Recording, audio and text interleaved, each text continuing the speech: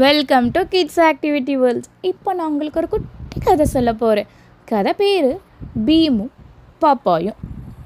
ஒரு அழகிய ஊர். அந்த ஊரில் நம்ம பீம் அவங்க ஃப்ரெண்ட்ஸ் எல்லோரும் ஜாலியாக விளையாண்டுக்கிட்டு வாழ்ந்துட்டு வந்தாங்க.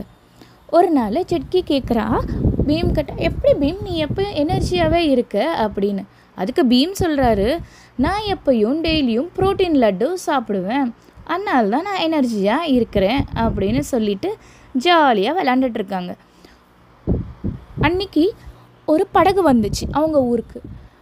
அங்கே அதில் இருந்து பாப்பாயின்னு ஒருத்தர் இறங்குனார். அவர் கையில் ஸ்பினாச் வச்சுருந்தார். சோட்டா பீம் போய் அவரை வெல்கம் பண்ணிவிட்டு, என் பேர் பீம், இதான் எங்கள் ஊர், இதெல்லாம் எங்கள் ஃப்ரெண்ட்ஸ் அப்படின்னு சொல்லி கை கொடுத்துட்டு லட்டு கொடுத்து வெல்கம் பண்ணுறாரு. இல்லைனா லட்டு சாப்பிட மாட்டேன், நான் ஸ்பினாச் தான் சாப்பிடுவேன் என்னோடய ஸ்ட்ரென்த்தனிங்க்கு அப்படிங்கிறாங்க. உடனே அங்கே இருக்கிறவங்க எல்லாம், ஓ அப்படியா, அப்போது ஒரு போட்டி வச்சுக்கலாம், யார் வின் பண்ணுறீங்கன்னு பார்க்கலாம், லட்டு சாப்பிட்றவங்களா ஸ்பினாச் சாப்பிட்றவங்களா அப்படிங்கிறாங்க. ஓகேன்னு 2 பேரும் ஓகே சொல்லிட்டாங்க. சரின்னு போட்டிகள் ஆரம்பிச்சிருச்சு. ஃபஸ்ட்டு போட்டி என்னன்னா கை மல்யுத்தம். 2 பேரும் நல்லா தான் விளாண்டாங்க. ஆனால் ஃபைனலில் பாப்பாய் வின் பண்ணிட்டார். அடுத்த ரவுண்டு கயிறு பிடிச்சி இழுக்கிறது. 2 பேரும் ரெடியாக இருக்காங்க. 2 பேரும் செம எனர்ஜியோடு விளாண்டாங்க. மாற்றி மாற்றி இழுத்து இழுத்து நல்லா விளாண்டாங்க. ஆனாலும் 2 பேருக்கு எனர்ஜி போகாமல் அந்த மேட்ச் டை ஆயிடுச்சு. அடுத்தது பெரிய கல் தூக்கிறது. அசால்ட்டாக 2 பேரும் அந்த கல்லை தூக்கி மேலே பிடிச்சிட்டாங்க.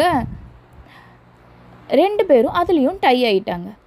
அதுக்கப்புறம் அந்த மரத்து மேலே அப்படியே நின்று பேலன்ஸ் பண்ணுறது, அந்த மரப்பலகையில் 2 பேரும் அதுலேயும் டை ஆயிடுச்சு.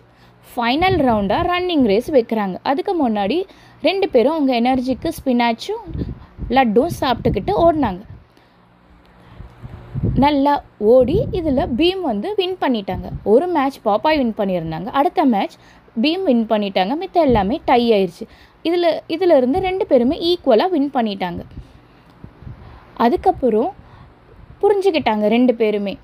பீம் புரிஞ்சுக்கிட்டு, கண்டிப்பாக எல்லாருமே கீரையும் நல்லா சாப்பிட்ணும், அப்போ தான் நம்ம மசில்ஸ் எல்லாம் ஸ்ட்ரென்த்தாக இருக்கும் அப்படின்னு சொல்லி எல்லாருக்கும் ஸ்பினாச் கொடுக்குறாங்க.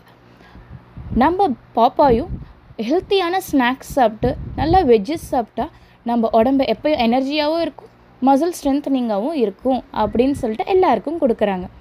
இதுலேருந்து நம்மளுக்கு என்ன தெரியுது, எப்பயுமே நம்ம ஹெல்த்தியாக இருக்கிற ஃபுட்டை சாப்பிட்ணும்.